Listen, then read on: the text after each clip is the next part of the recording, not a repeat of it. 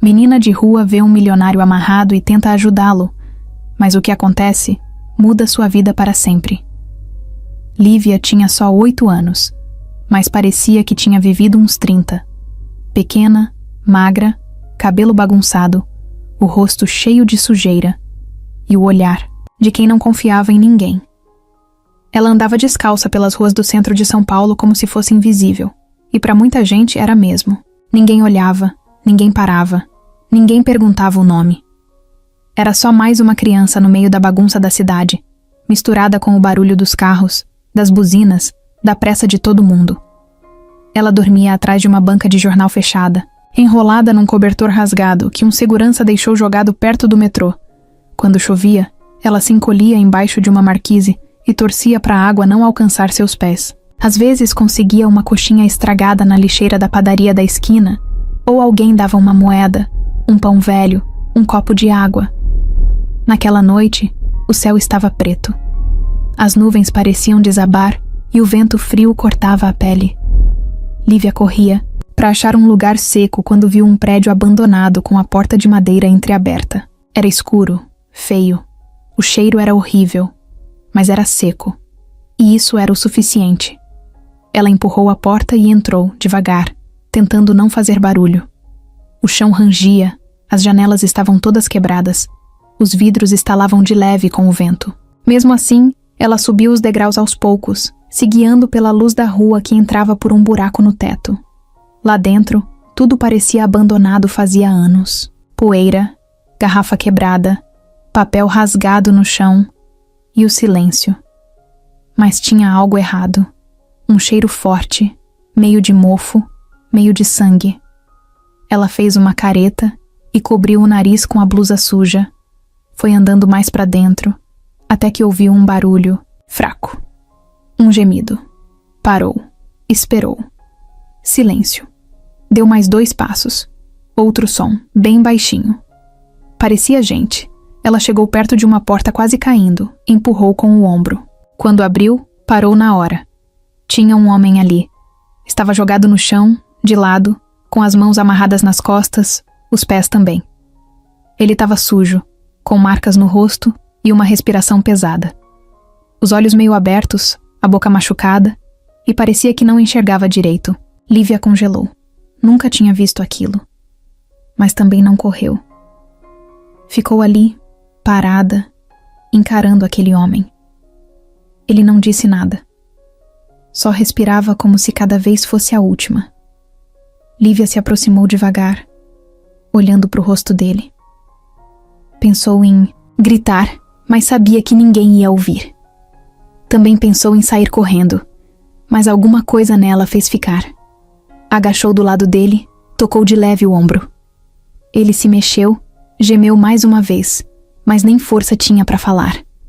Ela ficou olhando para ele, tentando entender. Quem era aquele homem? Por que estava ali daquele jeito? Será que era um bandido? Será que alguém tinha feito aquilo com ele? Por que ninguém sabia? Lívia olhou ao redor e viu uma cadeira caída, umas cordas soltas e manchas no chão. O medo começou a crescer no peito, mas ela sabia que se fosse embora e aquele homem morresse, ia ser culpa dela também. Mesmo sendo uma criança, mesmo morando na rua, ela sabia que aquilo era errado.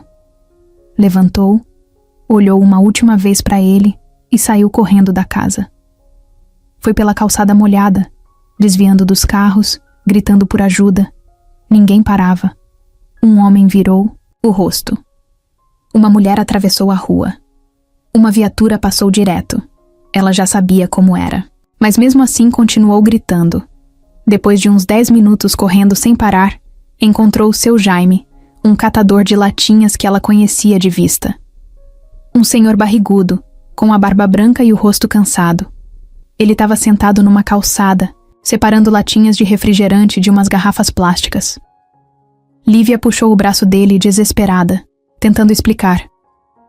Disse que tinha um homem amarrado, ferido, e que ia morrer se ninguém ajudasse. Seu Jaime primeiro achou que era imaginação, mas os olhos da menina estavam arregalados de um jeito que ele nunca tinha visto. Pegou o celular velho que guardava dentro do carrinho e pediu ajuda. Enquanto isso, foi com ela até o casarão. A chuva engrossou no caminho. Quando chegaram, o homem ainda estava lá, do mesmo jeito, respirando com dificuldade, todo ensanguentado. Seu Jaime ficou chocado. Nem conseguiu falar.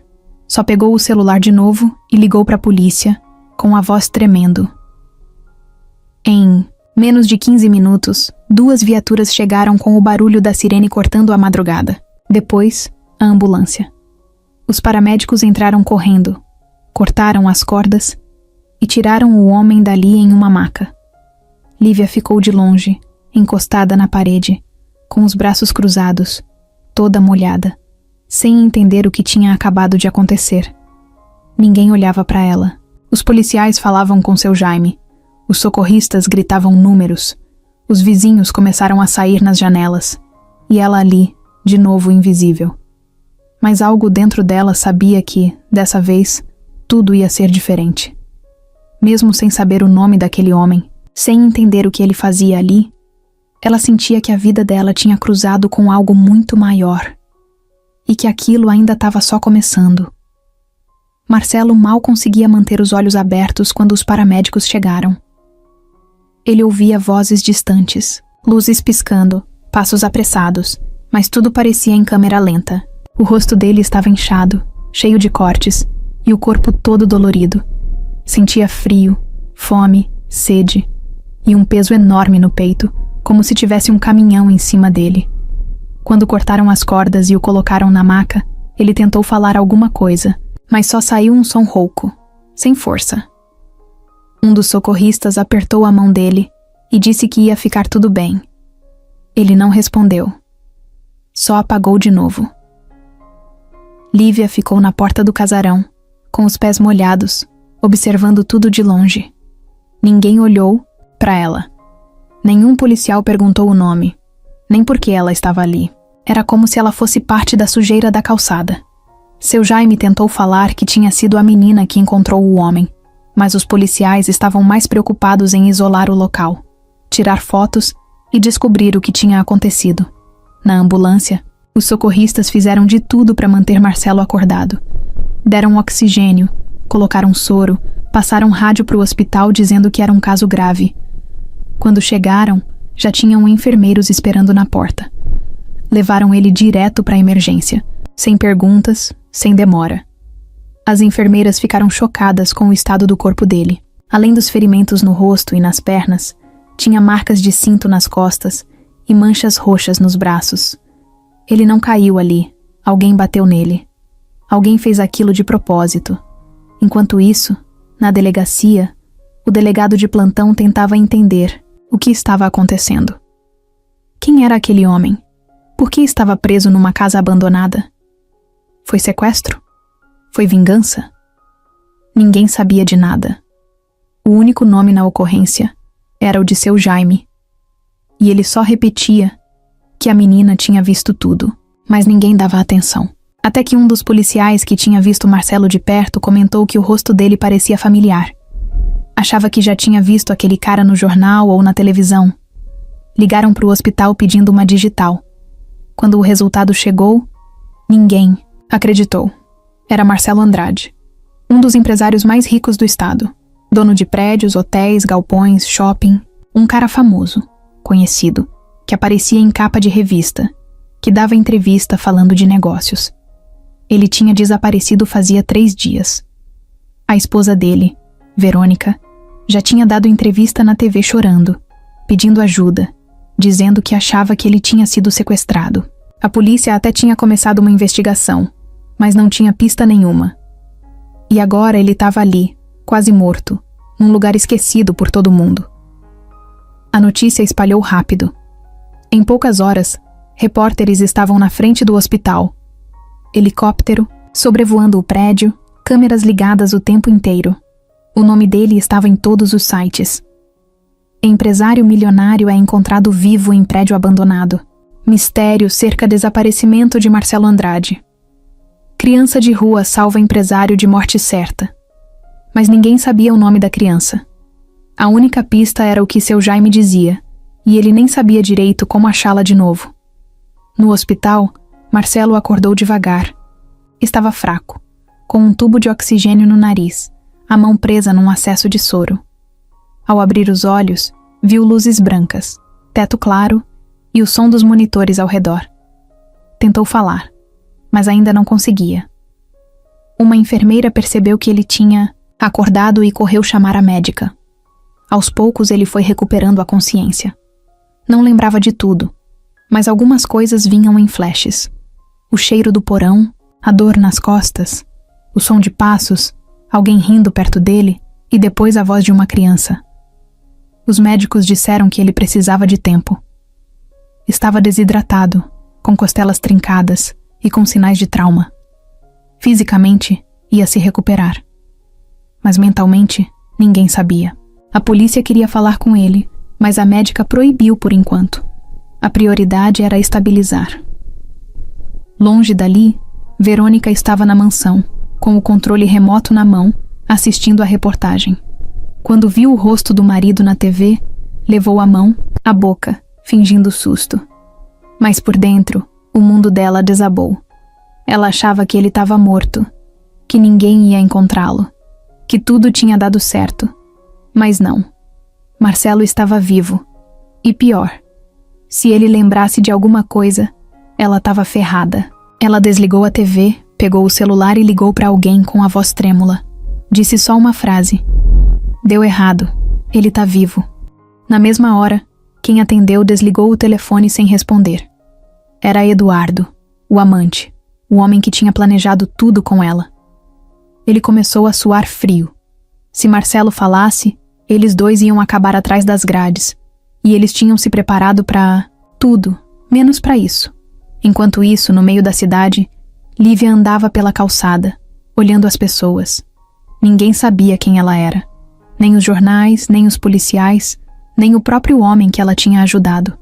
Mas mesmo assim, ela se sentia diferente. Algo dentro dela dizia que aquilo ainda não tinha acabado. Que aquele homem rico, que ela nem sabia o nome, ia mudar a vida dela. E ela, a dele. No hospital, Marcelo acordava e dormia o tempo todo. A cabeça parecia bagunçada, como se alguém tivesse mexido lá dentro. Algumas imagens vinham de repente e sumiam do nada. Um cheiro forte, um soco na barriga, um grito perto da orelha, o som de passos apressados descendo escada. Ele tentava entender, mas era como se tivesse visto um filme e esquecido o final. A médica avisou que isso podia ser normal depois de um trauma tão forte. Mas ele sabia que tinha coisa errada ali. O corpo dele sentia. Do lado de fora, a polícia pressionava para saber o que tinha acontecido. Os investigadores queriam falar com ele, mas os médicos ainda não deixavam. Então começaram a correr atrás por outro lado. Foram até a casa abandonada de novo, tiraram mais fotos, recolheram fios de cabelo, pegadas e pegaram até um pedaço de unha grudado numa parede. Também começaram a investigar a vida de Marcelo. Negócios, família, rotina, gente com quem ele tinha brigado, dívidas. Procuravam qualquer coisa que indicasse por que alguém teria feito aquilo com ele, e a resposta podia estar dentro da própria casa dele. Verônica passou os últimos 2 dias fingindo. Recebia jornalistas, chorava, dizia que estava aliviada pelo marido estar vivo. Mostrava um lenço no bolso, falava com a voz baixa e tremida, como se fosse uma esposa preocupada. Mas por dentro, o pânico era total. O medo de Marcelo lembrar de alguma coisa fazia ela suar frio. Dormia mal, roía as unhas, andava de um lado para o outro no quarto. Ligava para Eduardo e ele já estava ficando nervoso também. Eduardo era advogado. Sabia como a polícia funcionava. Sabia também que não ia demorar muito para algum detalhe escapar. Começou a pensar em fugir. Mas Verônica não deixava. Dizia que se ele desaparecesse, a culpa ia direto para ela. Ele dizia o contrário. Que o erro foi dela. Que ela devia ter certeza antes de comemorar a morte de alguém. A briga dos dois aumentava, e a confiança que tinham um no outro começou a rachar. Enquanto isso, Lívia estava andando sozinha pela cidade de novo. Ela queria saber se o homem tinha sobrevivido. Queria ver se alguém tinha descoberto o nome dele, se ele tinha acordado. Foi até perto do hospital, mas os seguranças barravam todo mundo. Ela tentava explicar, mas ninguém ouvia. Um dos guardas até empurrou ela com o braço, dizendo para sair dali. Ela deu meia volta, foi até a rua de trás e tentou olhar pela janela da emergência. Tudo fechado. Vidros escuros. Ninguém deixava ela entrar. Aquilo começou a machucar por dentro. Ela tinha salvado o cara, e agora nem podia saber como ele estava. Voltou a procurar seu Jaime. Achou ele perto do viaduto, catando papelão. Contou que tinha tentado ver o homem no hospital, mas ninguém deixava. Seu Jaime coçou a cabeça, pensou um pouco, e decidiu que talvez fosse hora de fazer barulho.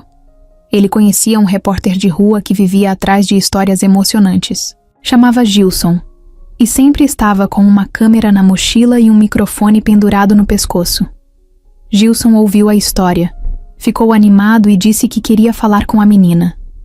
Gravaram uma entrevista curta, com ela contando o que viu. A fala dela era simples, direta, e tocava quem assistia.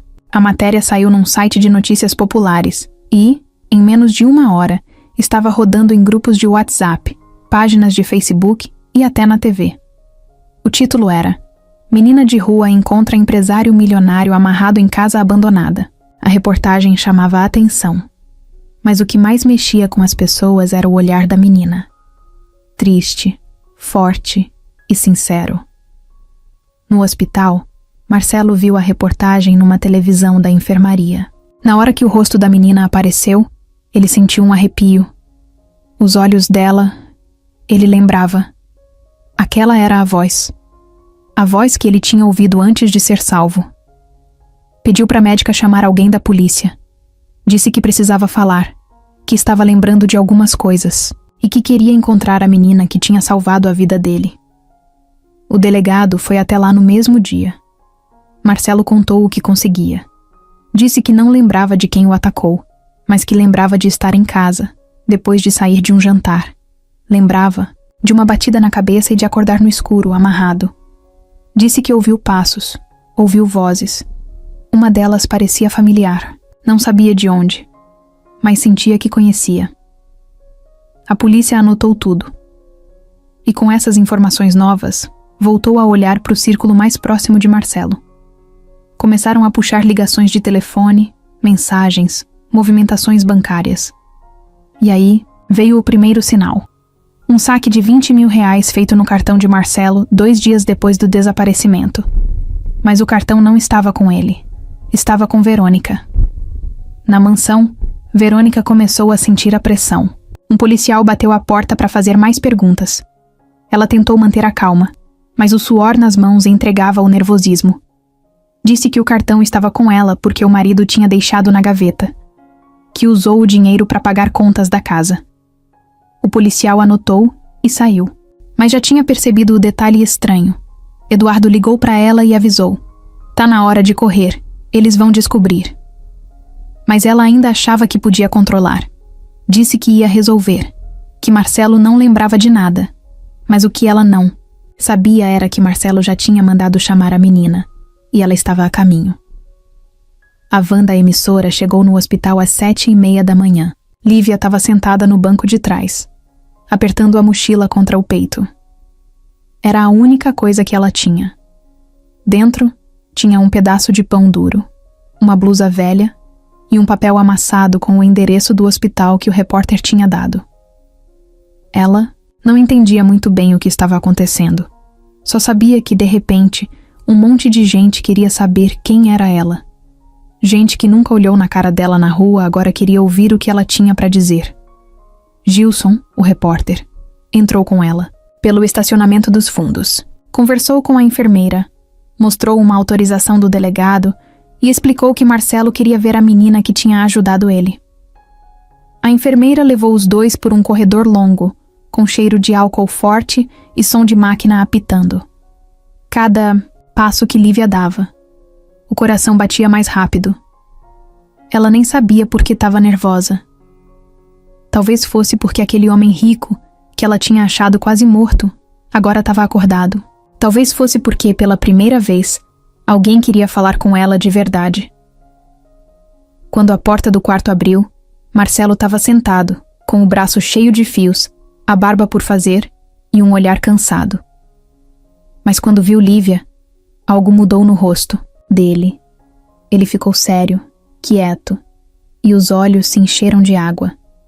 Ela ficou parada na porta, sem saber se podia entrar. Ele fez um sinal com a cabeça e ela deu 2 passos. Parou de novo.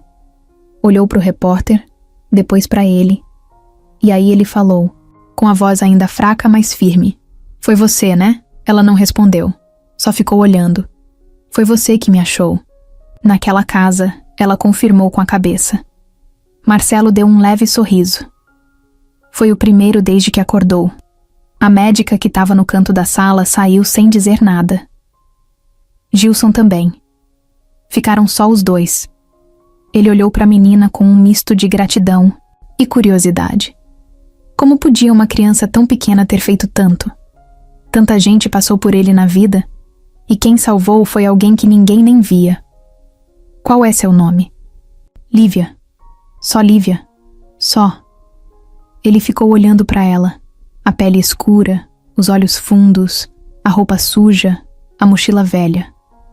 Mas tinha uma firmeza nela que ele não conseguia explicar.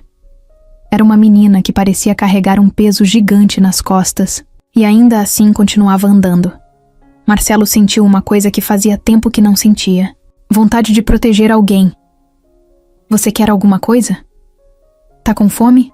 Ela pensou em dizer que sim, mas balançou a cabeça. Tinha medo que, se aceitasse algo, ele mudasse de ideia depois. Já tinha visto isso acontecer. Gente que dá um sanduíche e depois grita se você volta para pedir mais. Marcelo entendeu o silêncio dela. Não insistiu. Só ficou quieto por um tempo. Aí apontou para a cadeira do lado da cama e disse para ela sentar. E os 2 ficaram ali, sem falar muito. Só dividindo aquele momento estranho onde um era rico, o outro era ninguém, mas os 2 sabiam que estavam vivos por causa do outro. Do lado de fora, a confusão era grande. Repórter para todo lado, câmeras ligadas, gente querendo um furo de reportagem. Quando descobriram que a menina tinha entrado no hospital, começaram a perguntar o nome dela. Mas ninguém falava. A equipe de segurança do hospital já estava reforçada. A polícia também. O delegado decidiu que, naquele momento, a identidade da menina não seria divulgada. Não queriam expor mais do que já estava. Mas enquanto a mídia não sabia, alguém do outro lado da cidade assistia a tudo com o sangue fervendo. Verônica viu a reportagem na TV do quarto dela. Quando viu Marcelo acordado e falando com a menina, o coração disparou. Ela pegou o celular e ligou para Eduardo na hora. A menina tá no hospital. Ele chamou ela. Ele tá lembrando. Eduardo praguejou do outro lado da linha. Já estava tenso com a investigação. Aquilo era a gota d'água. A gente tem que sumir com ela, ele falou direto. Verônica engoliu seco. Você tá louco? Agora? Com a polícia em cima? Quanto mais tempo ela ficar solta, mais perigo a gente corre. Ela desligou sem responder. Ficou parada no meio do quarto, olhando pro nada. Pensou no que tinha feito, no plano que parecia tão perfeito. Marcelo fora da jogada, herança no nome dela, vida nova com o amante. Mas tudo estava desmoronando. Enquanto isso, Marcelo pedia que cuidassem de Lívia. Pediu para uma enfermeira trazer comida, cobertor e roupas limpas. Disse que ela podia dormir numa salinha ao lado. Queria que ela ficasse por perto. Algo nele dizia que ainda ia precisar dela. E não era só pela gratidão. Era porque, no fundo, ele estava com medo. Medo de quem tentou matar ele. Medo de que ainda estivessem por perto. E se tinha alguém em quem ele podia confiar naquele momento, era numa menina que não tinha nada a perder. A polícia colheu o depoimento dela no fim do dia. Ela contou do jeito dela. Disse como entrou na casa, o que viu, o cheiro, o estado do homem. Disse que correu, que gritou, que ninguém quis ajudar, até achar seu Jaime. E também falou de um carro que viu parado na esquina naquela noite. Não sabia a marca, mas lembrou que era preto, com faróis bem fortes. O delegado anotou tudo. Um carro preto. Era um começo. Na delegacia, os investigadores cruzavam os dados. Horário do desaparecimento, gravações de câmeras próximas, movimentações, no cartão de crédito. E aí apareceu mais uma pista. Uma câmera de segurança de um prédio próximo ao casarão mostrou um carro preto, SUV, estacionando naquela noite e saindo 20 minutos depois. A placa estava meio embaçada, mas dava para puxar. E quando puxaram, a bomba caiu. O carro era alugado, em nome de uma empresa. E adivinha quem era o dono da empresa? Eduardo. 2 dias se passaram desde que Marcelo viu Lívia pela primeira vez no hospital. Ele já estava mais forte, conseguia levantar da cama e andar pelo quarto com a ajuda de uma enfermeira. Mas a cabeça continuava um turbilhão. Por mais que tentasse organizar os pensamentos, algo dentro dele gritava que o perigo ainda não tinha passado. E agora, com aquela menina por perto, o sentimento de responsabilidade também tinha aparecido. Ele não conseguia parar de pensar no que teria acontecido se ela não tivesse entrado naquele casarão. Na manhã de sexta, ele acordou com a cabeça diferente. Não era só a dor passando, era uma ideia. Algo que começou a tomar forma enquanto ele olhava para Lívia dormindo sentada na poltrona ao lado, coberta com um casaco emprestado e abraçada à mochila. Ela era só uma criança, mas tinha feito por ele mais do que muita gente que estava ao redor só pelo dinheiro. Marcelo pediu para conversar com o delegado. Disse que queria fazer um pedido pessoal. O delegado, já curioso com o envolvimento da menina, apareceu logo depois do almoço. Marcelo foi direto. Quero que ela fique comigo. O delegado franziu a testa. Como assim? Quero que ela fique aqui. Não no hospital. Comigo. Na minha casa. Pelo menos até a gente entender tudo o que está acontecendo. Marcelo, isso é meio complicado. Ela é menor, mora na rua. Tem protocolo, conselho tutelar, abrigo, um monte de coisa no meio disso. Eu não tô pedindo por pena. Essa menina me salvou. Ela viu coisas que ninguém viu. Se ela for jogada num abrigo agora, vai sumir. Vai desaparecer no meio do sistema. Eu não posso deixar isso acontecer. O delegado ficou em silêncio por alguns segundos. Sabia que Marcelo tinha razão. Também sabia que a história dela podia ser uma chave importante no caso. Mas não era só isso. Tinha algo nos olhos dele. Um medo que não era só do que já aconteceu, mas do que ainda podia acontecer. O delegado não prometeu nada na hora. Disse que ia pensar, mas no fundo já tinha decidido. Naquela mesma tarde, Lívia foi chamada numa sala da ala infantil do hospital. Estava limpa, com uma roupa nova, cabelo amarrado com um elástico de hospital. Sentou numa cadeira na frente de 2 mulheres sérias, que se apresentaram como assistentes sociais. Fizeram perguntas sobre a vida dela. Onde morava, se tinha pais, se já tinha sido levada para abrigo antes. Lívia respondeu tudo sem enrolar. Disse que vivia na rua desde os 5 anos, depois que a mãe morreu e o padrasto sumiu. Nunca ficou num abrigo por mais de 2 dias. Sempre fugia, sempre achava melhor estar sozinha do que presa num lugar onde ninguém queria escutar. As assistentes ficaram mexidas, mas tentaram manter o tom frio. Explicaram que, por lei, ela deveria ir para um centro de acolhimento. Que lá teria cama, comida, escola. Mas antes que elas continuassem, Marcelo apareceu na porta da sala. Com a ficha médica ainda no braço e o jaleco meio aberto, pediu licença e entrou. Eu sei que isso não é comum, mas eu não sou um cara comum. Essa menina é diferente. E a situação é diferente. Ela é a única pessoa que eu confio. Nesse momento, as mulheres se entreolharam. Uma delas tentou argumentar, dizendo que era preciso autorização judicial, que não podia ser assim. Mas Marcelo cortou. Então vamos fazer do jeito certo. Pode chamar juiz, promotor, defensor público. Eu tenho tempo e tenho dinheiro, mas não deixem ela ir para um lugar onde vai sumir de novo. Porque se ela sumir, o que me aconteceu vai acontecer com ela. E ninguém vai ver. No fim do dia, A juíza de plantão foi até o hospital. Escutou Marcelo. Escutou a menina. Leu o parecer do delegado que dava apoio à ideia e decidiu autorizar de forma temporária que Lívia fosse para a casa de Marcelo, sob responsabilidade dele, enquanto a investigação estivesse em andamento. Foi como uma guarda emergencial. Não era adoção. Não era definitivo. Mas era o que ele precisava. Quando a juíza saiu da sala, Lívia ainda estava sem entender direito o que tinha acontecido. Marcelo se abaixou, ficou na altura dela, olhou nos olhos da menina e disse: "Você quer ir comigo?" Ela ficou em silêncio, o olhar sério, como sempre.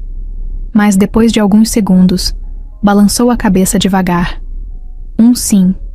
No outro dia, bem cedo, uma van preta parou na porta do hospital. Marcelo saiu apoiado numa bengala. Lívia veio logo atrás, segurando a mochila no peito.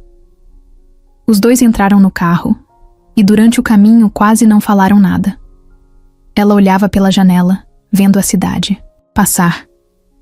Ele olhava para frente, pensando no que vinha pela frente. Quando chegaram, a porta do portão abriu devagar. A casa era enorme, com um jardim bonito, uma garagem cheia de carros caros e uma entrada que mais parecia hotel. Lívia arregalou os olhos, mas não disse nada. Só ficou ali, parada, sentindo o vento bater no rosto. Marcelo abriu a porta para ela. Pediu para uma funcionária preparar um quarto. Queria que ela tivesse o próprio espaço, roupas novas, tudo o que precisasse. Mas pediu uma coisa: que ninguém na casa soubesse quem ela era de verdade, nem como ela entrou na vida dele. Por enquanto, era só uma visita. Uma prima distante. Uma menina da família que vinha ficar uns dias. Até a poeira baixar. Do outro lado da cidade, Verônica olhava o celular com as mãos trêmulas. Uma mensagem, de um número desconhecido, dizia: "Ele levou a menina para casa." Ela fechou os olhos. Era o começo do fim. Lívia ficou parada na porta da mansão por uns bons segundos antes de entrar. Aquilo parecia outra realidade. A casa era gigante, cheia de janelas enormes, tudo brilhava, tudo era cheiroso. Um tapete fofo logo na entrada. Escadas largas com corrimão dourado, quadros pendurados por todo lado. O teto parecia mais alto que o céu da rua onde ela dormia. Só o hall da casa já era maior do que o cômodo da casa da avó, que ela mal lembrava. Ela não sabia onde pisar, o que podia tocar, nem onde colocar a mochila. Parecia que se respirasse mais forte, alguma coisa ia quebrar. Marcelo caminhava devagar ao lado dela. Ainda estava se recuperando, andava com uma bengala, mas fazia questão de mostrar cada canto da casa. Apontava os cômodos, dizia o nome das pessoas que trabalhavam ali e explicava onde ela poderia ficar. Falava com calma, tentando parecer tranquilo, mas por dentro ele estava atento. Queria observar cada reação, cada expressão, não só de Lívia, mas de quem estivesse por perto. Verônica ainda não estava em casa. Tinha dito que precisava espairecer e foi passar uns dias na casa de uma amiga em Campos do Jordão.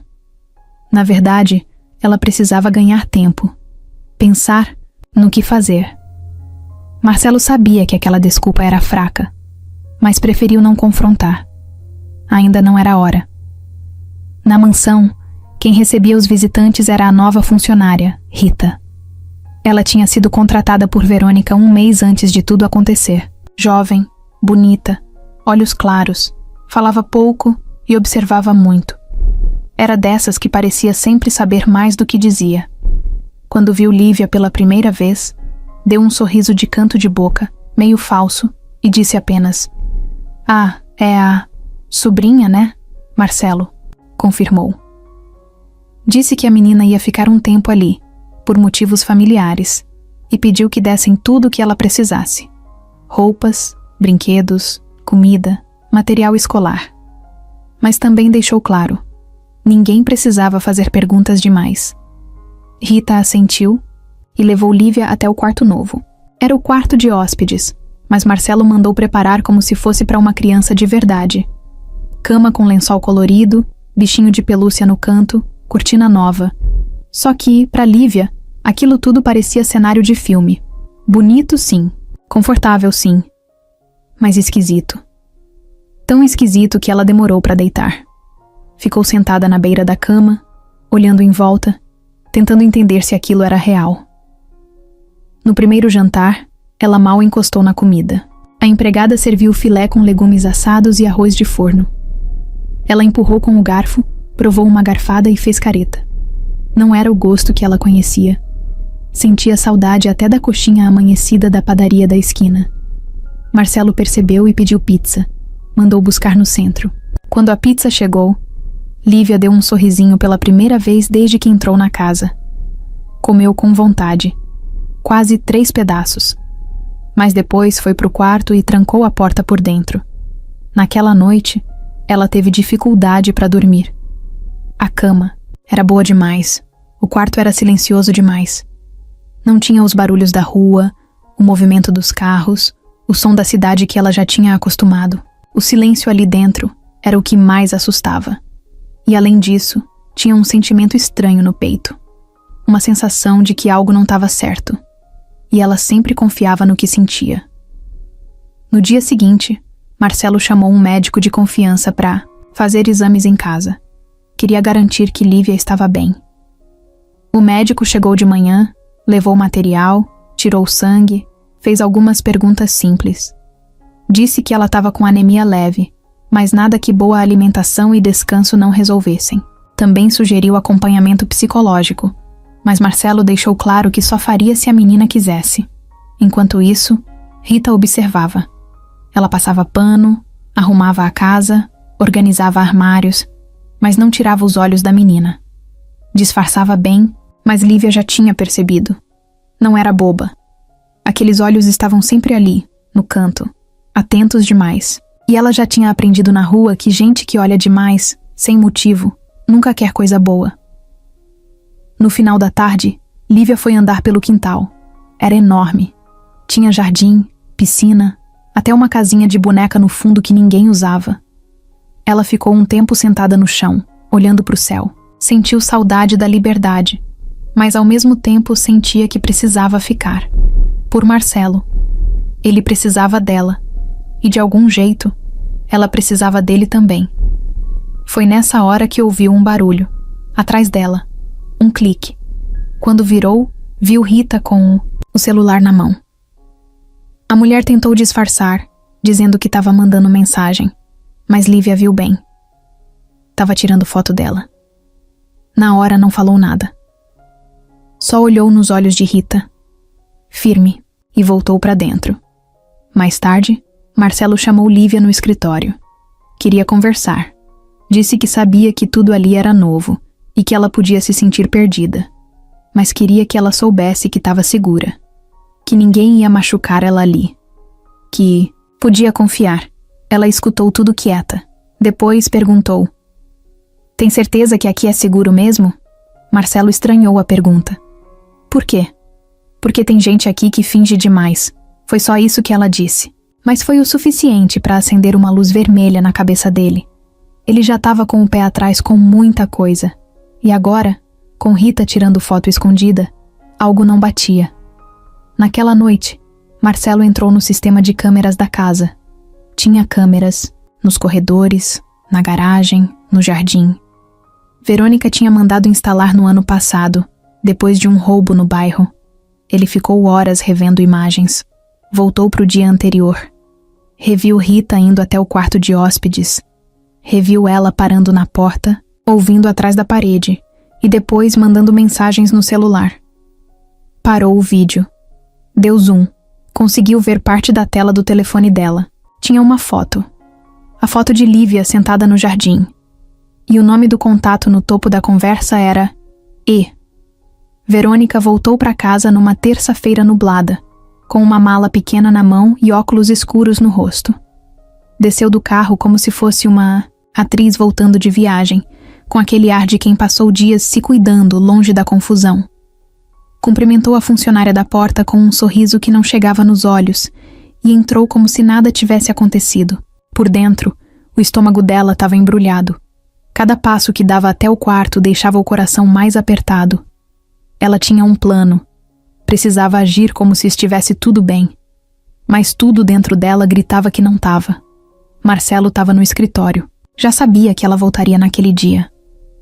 Tinha recebido a notificação do cartão de crédito no celular quando ela abasteceu o carro na estrada.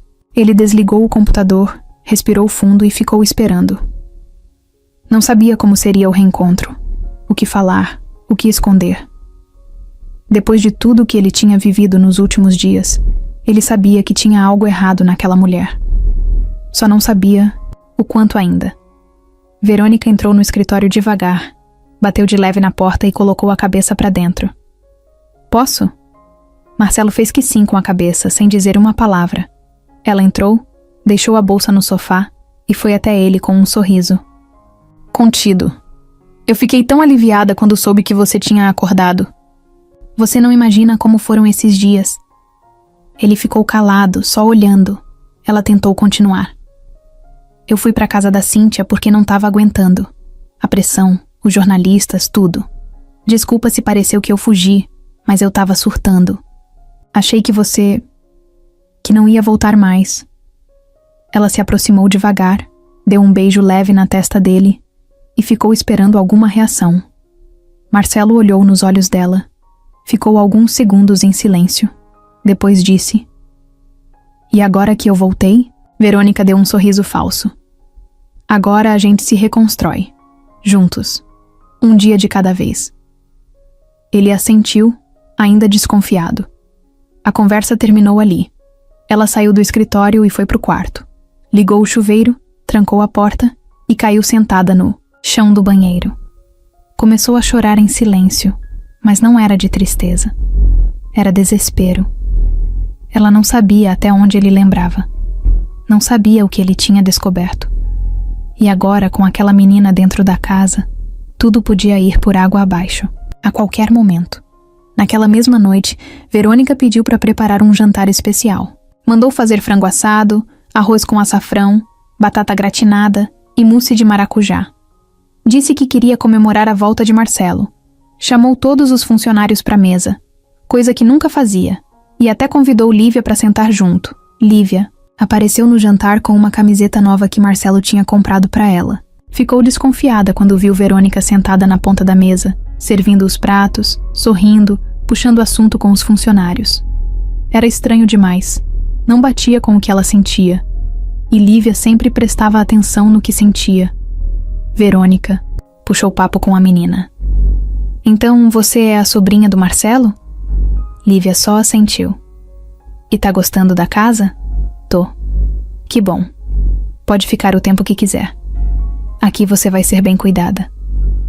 Lívia forçou um sorrisinho, mas por dentro já estava de pé atrás. A mulher olhava para ela do mesmo jeito que certas pessoas na rua olhavam antes de tentar roubar o pouco que ela tinha. Mais tarde, enquanto todos iam dormir, Verônica ficou sozinha na cozinha, recolhendo os pratos. Rita apareceu. As duas trocaram um olhar. Verônica deu um passo mais perto e falou bem baixo. Você mandou a foto?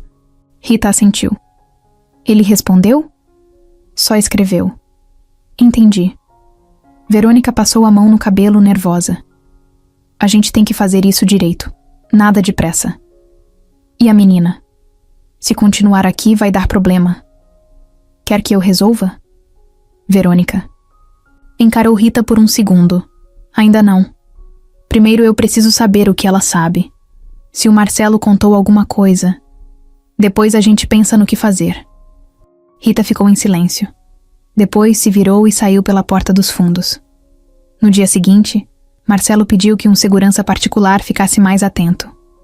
Não contou o motivo. Só disse que queria que Lívia estivesse segura o tempo todo. Pediu também que instalassem 2 câmeras novas. Uma no corredor do quarto dela e outra na escada dos fundos. Verônica notou e ficou mais nervosa. Ligou para Eduardo enquanto estava trancada no closet. Ele tá desconfiado. Tá colocando câmera, segurança, tá de olho em tudo. E a menina... Ele protege ela como se fosse filha. Eduardo respondeu com a voz seca. E ela ainda vai ser o motivo do nosso fim, se você não agir logo. Verônica respirou fundo. Me dá mais 2 dias. Eu vou descobrir o que ele sabe. Depois a gente resolve. Naquela tarde, Verônica apareceu no quarto de Lívia com um pratinho de brigadeiro. Sentou na cama e tentou puxar conversa. Eu sei que tudo isso é novo para você, mas você pode confiar em mim. De verdade. Lívia olhou pro doce, mas não tocou. Depois olhou direto nos olhos dela. Eu confio no Marcelo, só nele. Verônica forçou um sorriso. Que bom, ele gosta muito de você também. Lívia continuou encarando. Por quê? Você tá sendo legal agora, se antes nem queria saber de mim? A mulher travou. Não esperava por aquilo. Eu só tava assustada. Com tudo. Mas tô tentando melhorar, sabe? Lívia não respondeu. Verônica ficou mais um tempinho ali, e depois saiu. Quando fechou a porta, a menina levantou e jogou o brigadeiro no lixo sem nem abrir. Naquela noite, Marcelo assistia às imagens da nova câmera no computador. Reviu a visita de Verônica no quarto da menina. Reviu Rita entrando no quarto dele pela manhã, mexendo nas gavetas. E ali, tudo começou a fazer sentido. O perigo não tinha ficado para trás. Ele estava dentro da própria casa. Marcelo nunca foi, do tipo que acreditava em pressentimento, mas desde que acordou naquele hospital, tinha algo diferente dentro dele. Era como se um alarme estivesse tocando o tempo todo. Baixinho, mas constante. E agora, com Verônica sorrindo mais do que o normal e Rita agindo feito sombra, ele sabia que esse alarme não estava ali à toa. Tinha alguma coisa errada. Algo maior do que ele ainda conseguia ver. Na manhã de quinta, Marcelo acordou mais cedo. Ligou o computador e abriu as imagens das câmeras instaladas nos dias anteriores. Passou rápido pelas gravações do corredor, da escada, do jardim. Parou numa cena da noite anterior. Rita saindo do quarto de Lívia devagar, olhando para os dois lados antes de fechar a porta. A câmera pegou só parte do rosto dela, mas dava para ver que estava com o celular na mão, escondido. Marcelo voltou o vídeo umas 3 vezes. Sentiu o estômago apertar. Pegou o telefone e ligou para um velho amigo, o Sérgio, que era investigador da Civil e já tinha ajudado em situações anteriores. Preciso de um favor, ele disse. Preciso que você descubra com quem minha funcionária anda trocando mensagens. O nome dela é Rita. Tem um número de telefone. Posso te mandar. Sérgio nem questionou. Sabia que vindo de Marcelo não era coisa pequena. Disse que ia começar a puxar tudo que conseguisse do número. Chamadas, mensagens, localização. E que dava retorno em até 2 dias. Lívia, por outro lado, já tinha acordado antes do sol nascer. Dormia mal desde que Verônica voltou. Tinha algo naquela mulher que gelava os ossos dela. Era como quando passava por um beco escuro e sentia que alguém ia tentar roubar. Era instinto, e na rua, se você não prestava atenção nesse tipo de sensação, não durava. Ela desceu para a cozinha devagar. Queria pegar um copo de leite e voltar para o quarto sem ser vista. Mas quando entrou, Rita estava lá, mexendo no celular. Como sempre. A mulher levantou os olhos, viu a menina e disfarçou rápido. Não conseguiu dormir? Não. Eu também tô com insônia. A gente podia bater um papo, né? Lívia ficou parada, sem responder. Você não quer contar pra mim o que o Marcelo fala com você? Tipo, ele deve contar umas coisas, né? Só vocês dois ali juntos. Você dormindo no quarto ao lado, indo e vindo do escritório. Lívia cruzou os braços. Ele fala de você. Rita travou. Fala o quê? Que você mexe no quarto dele quando ele não tá. Que anda ouvindo atrás da porta. A expressão de Rita mudou na hora. Tentou sorrir, mas os olhos entregavam tudo. Eu só limpo. É meu trabalho. Então por que você só limpa quando ele sai? Rita ficou sem saber o que responder. Virou de costas e fingiu mexer numa prateleira. Vai descansar, Lívia. Você tá cansada. Lívia saiu da cozinha, mas agora tinha certeza de uma coisa. Rita não era só uma funcionária. Tava ali pra alguma coisa. E Verônica sabia disso. Marcelo passou o resto do dia em silêncio. Não quis almoçar, nem desceu para ver ninguém. Mandou chamar o advogado pessoal e pediu uma análise detalhada de todos os movimentos financeiros da casa nos últimos 4 meses. Queria saber de cada transferência, saque, compra. Queria entender quem estava movimentando o quê enquanto ele estava desacordado. À noite, quando Verônica apareceu no escritório dizendo que ia preparar um chá para ele, Marcelo respondeu com um olhar vazio. Eu prefiro que a Lívia prepare. Verônica disfarçou o desconforto. Claro, só achei que você ia gostar. Obrigado, mas não precisa. Ela saiu do quarto com um sorriso duro no rosto. Na sala, cruzou com Rita e deu um olhar rápido, que dizia tudo sem dizer nada. As duas estavam se entendendo com o olhar há dias. Mais tarde, no quarto, Verônica pegou o celular, abriu o chat com Eduardo e escreveu. Ele tá estranho. A menina também. Acho que tá tudo desmoronando. Eduardo respondeu rápido. Então, age logo. Verônica olhou para a tela por um tempo, como se estivesse tentando encontrar coragem, mas apagou a mensagem e jogou o celular de lado. Deitou na cama ao lado de Marcelo, que fingia dormir. Ela ficou olhando para o teto com os olhos abertos. Ele também. 2 dias depois, Sérgio ligou de volta. A voz dele estava séria. Marcelo, a coisa é mais feia do que você imagina. Esse número que você me passou, ele conversa com um tal de Eduardo Bastos. Não me te diz alguma coisa? Marcelo fechou os olhos. Diz sim. Pois então, eles estão trocando mensagens todo dia. Muita coisa apagada, mas eu consegui recuperar alguns prints. Tem uma conversa de 2 semanas atrás onde ele pergunta se o porão já estava pronto. E outra onde ela diz que o velho ia apagar logo. Quer que eu te envie? Quero. Manda tudo. Hoje ainda. Marcelo desligou o telefone com o sangue fervendo. Aquilo confirmou tudo. Confirmou o que ele já vinha sentindo. Confirmou que ele estava sendo vigiado, que a própria mulher estava envolvida, que aquela menina que ele mal conhecia era a única pessoa do lado dele. Na mesma noite, Lívia foi até o escritório dele, com a cara séria de sempre. Tem um homem do lado de fora da casa. Vi ele do meu quarto. Tava parado perto da cerca. Quando me viu, se abaixou e sumiu.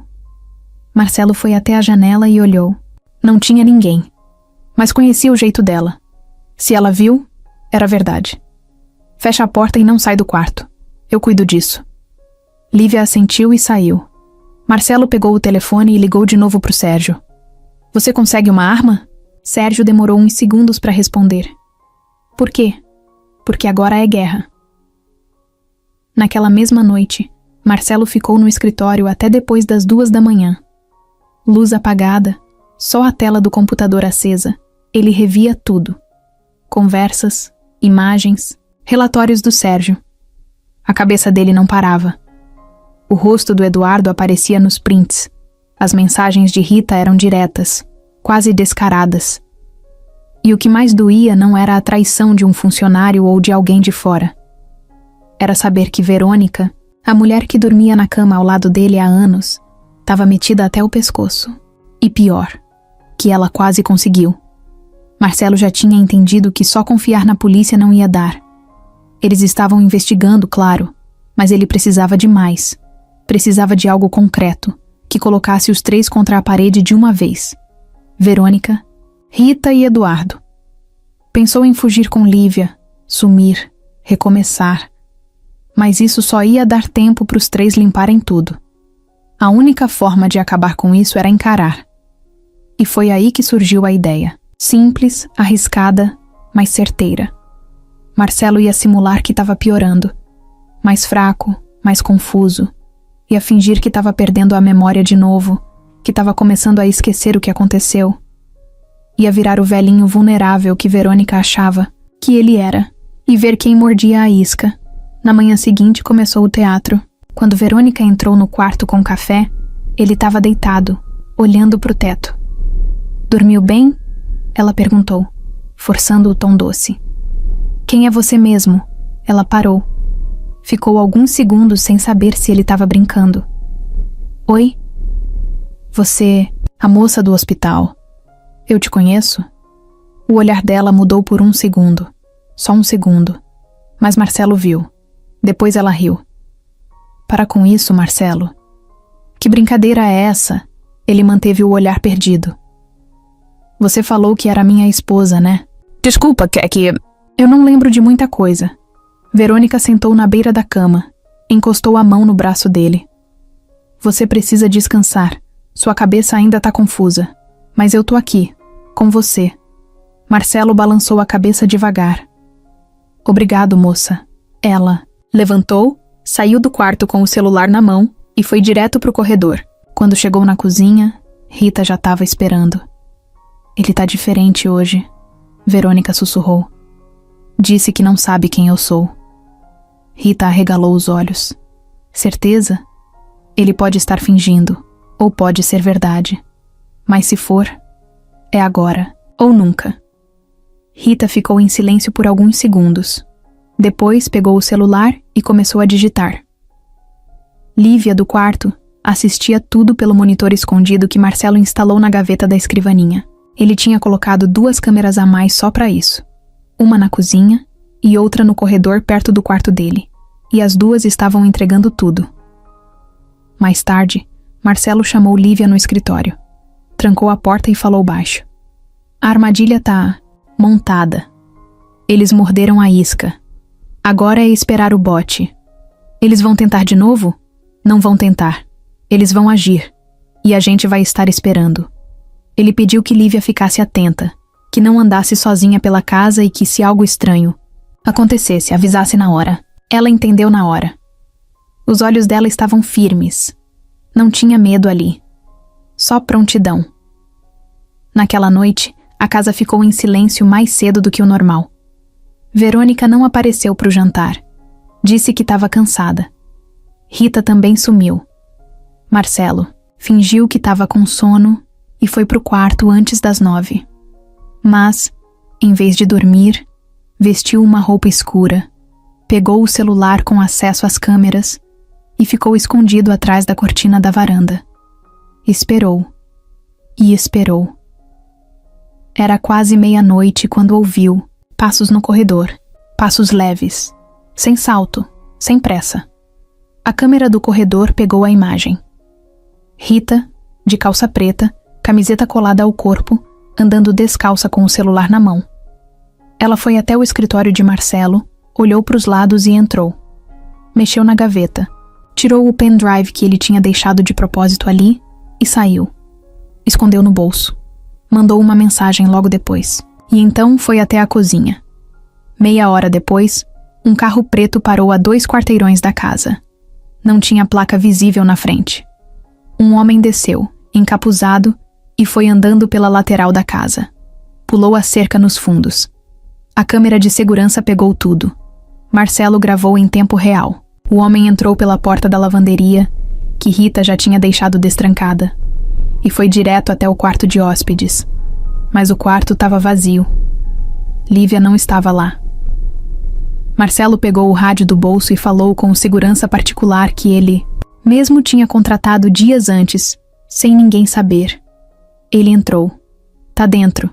Pode agir. 2 minutos depois, 2 homens armados cercaram o corredor. Pegaram um invasor de surpresa, que nem teve tempo de correr.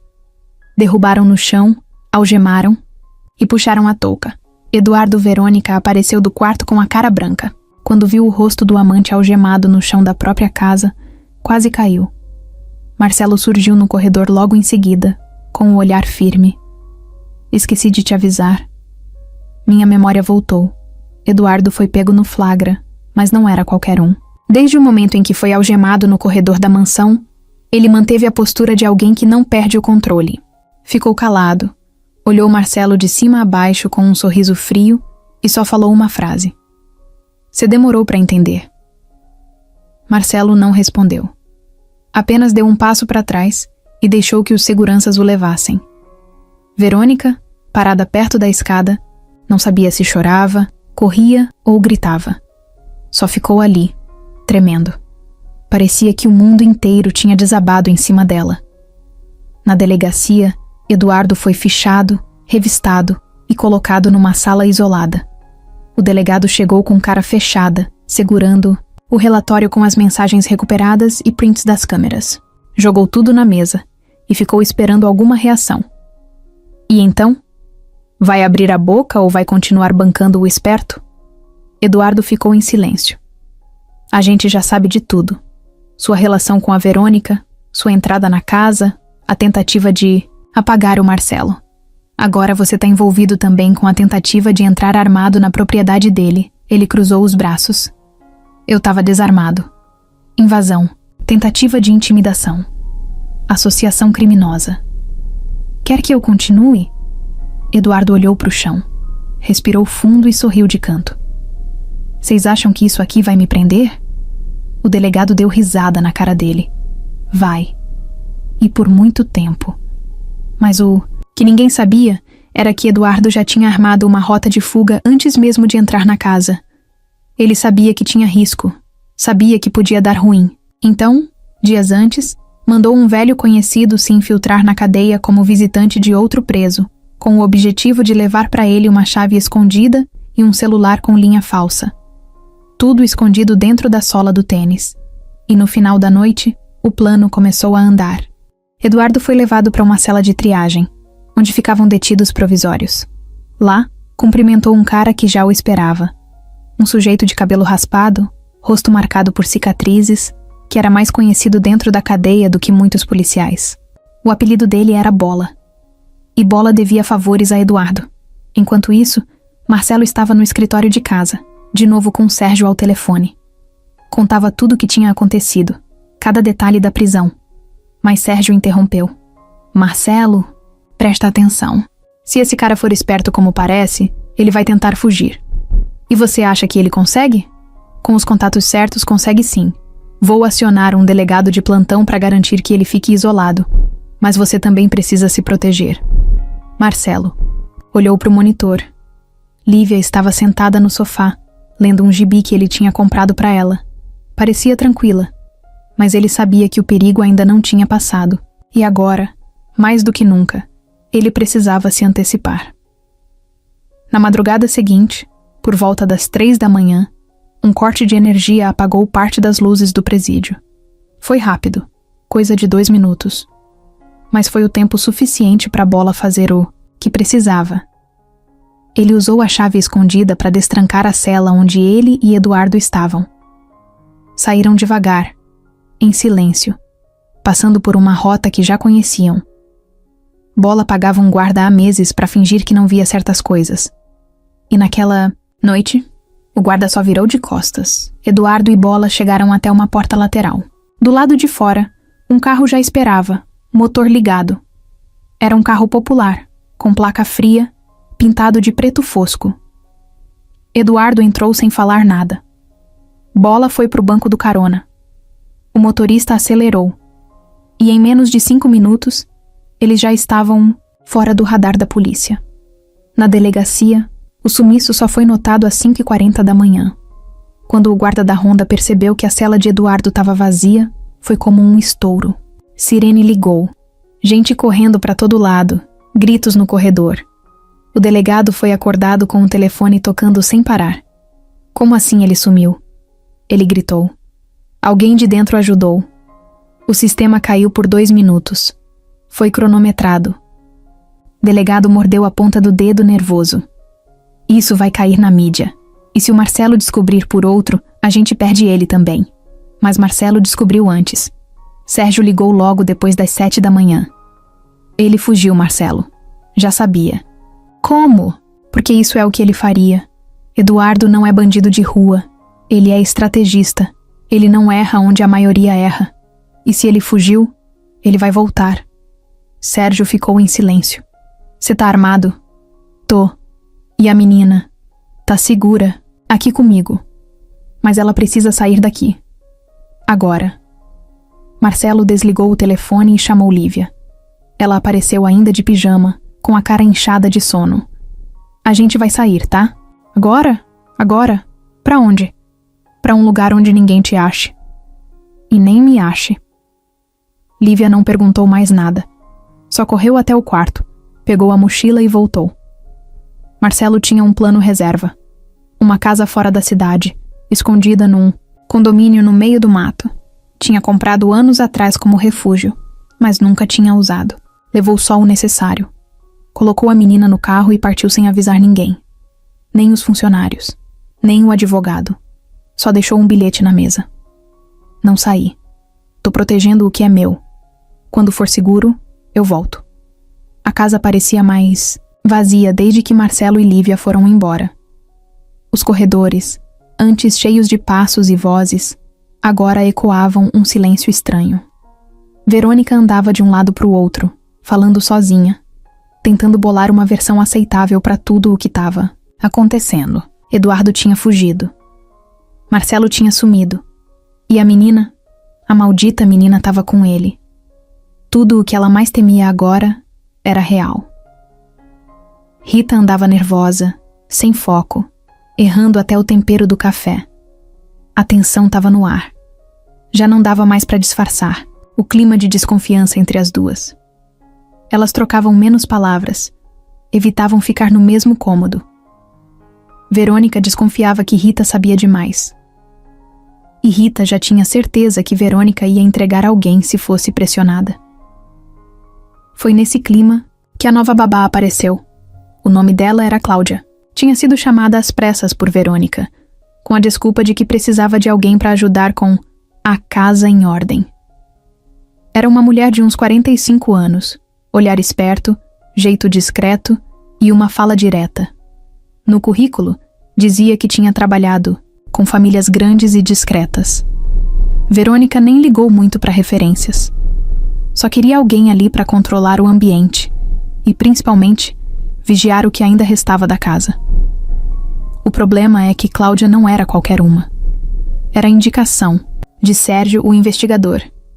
Marcelo tinha deixado claro: se eu sumir, enfia alguém lá dentro. E Sérgio fez exatamente isso. Cláudia não era babá coisa nenhuma.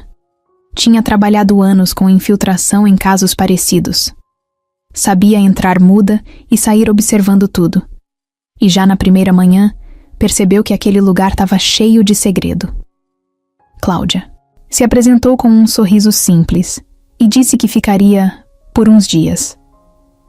Dormiria num quarto no andar de cima e ajudaria com a organização da casa. Verônica concordou, mas deixou um aviso seco. Você cuida do seu. Não se mete em conversa. Dos outros.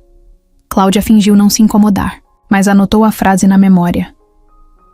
No segundo dia, ela já tinha um mapa mental da rotina. Sabia a hora que Rita descia, quanto tempo ficava no telefone, onde guardava o celular e até quantas vezes ia até o escritório mesmo sem precisar.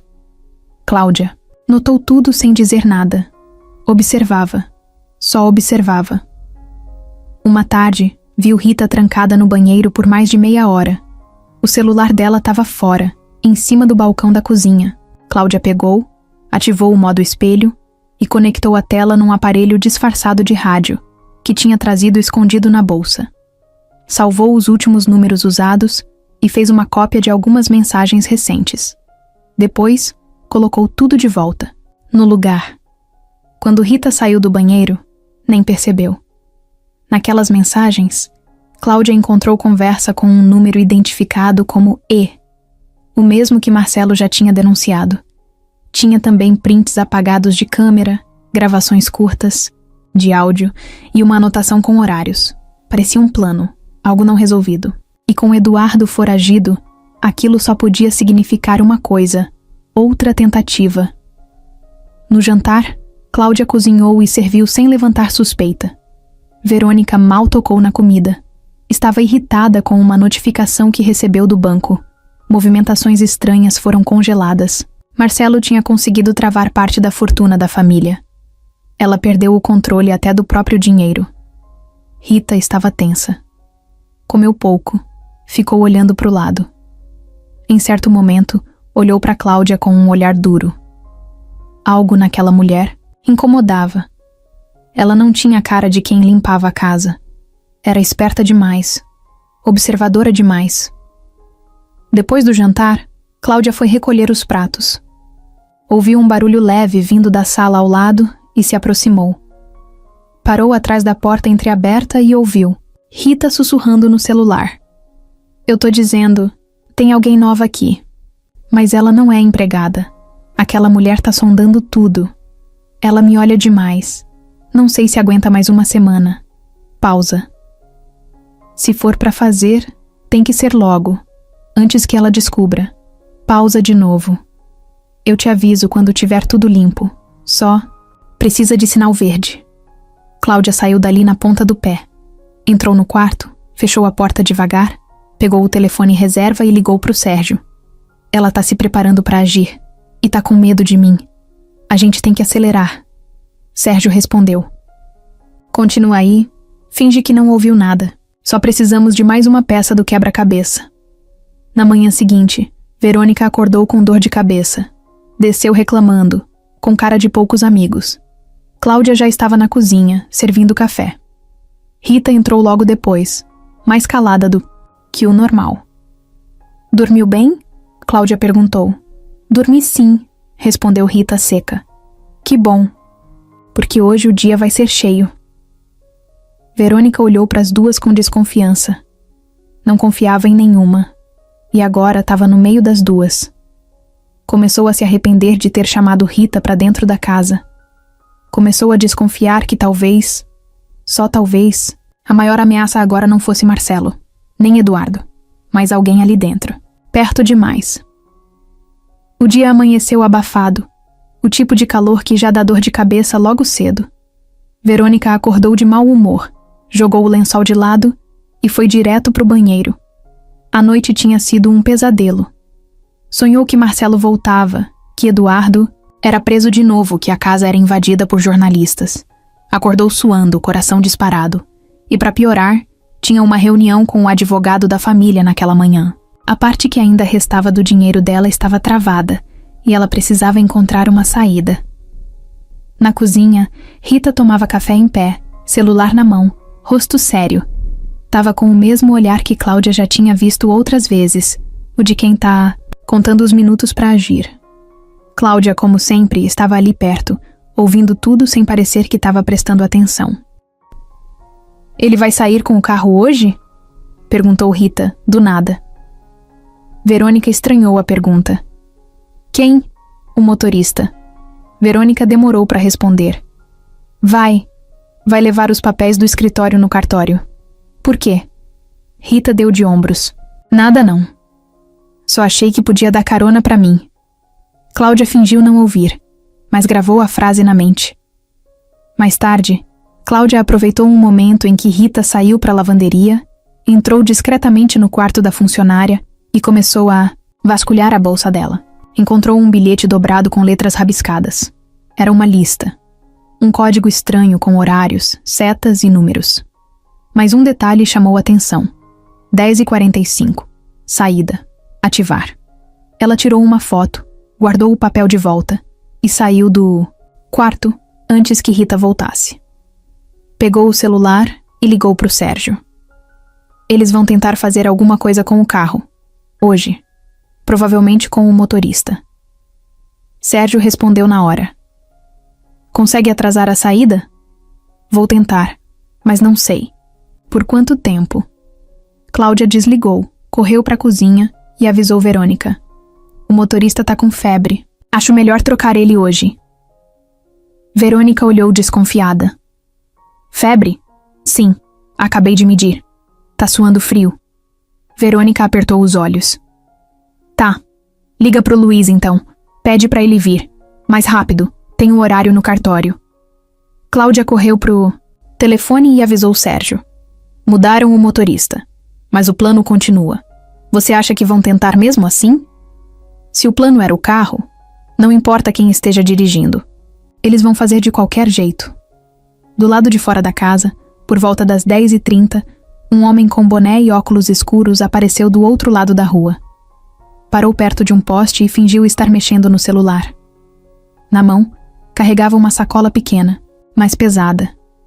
Dentro, um objeto metálico, preso com fita adesiva e temporizador. Parecia um pacote esquecido, mas não era. Era o plano. Às 10h45 em ponto, o carro preto da família saiu da garagem. Luiz, o novo motorista, dirigia. Ao lado dele, um funcionário da casa com documentos importantes. Rita assistia tudo da janela com a mão trêmula. Verônica estava na sala, passando esmalte, tentando parecer calma. A explosão não aconteceu de imediato. O carro passou pelos primeiros quarteirões normalmente, mas quando virou numa avenida mais afastada, algo estalou no motor. Um estouro, forte, fumaça, e o carro parou no meio da rua. Gente gritou. Um pneu se soltou. Luiz saiu do carro tossindo. O outro homem pulou para o lado de fora. Não foi uma bomba. Foi sabotagem no freio. O cabo tinha sido cortado com precisão. Se o carro não tivesse parado por causa da fumaça, teria perdido o controle na curva seguinte. E aquela curva era perigosa. Era descida, cheia de árvore, sem acostamento. Marcelo conhecia bem. Já tinha dirigido ali dezenas de vezes. E se fosse ele no volante, com certeza teria sido fatal. A polícia foi chamada. Os agentes chegaram, analisaram o carro e acharam o corte no cabo. Não era desgaste. Era ação humana. Sabotagem. Sérgio ligou para Cláudia na hora. Era isso. Eles queriam matar o Marcelo.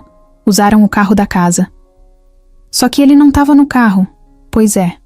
Mas se tivesse, já era.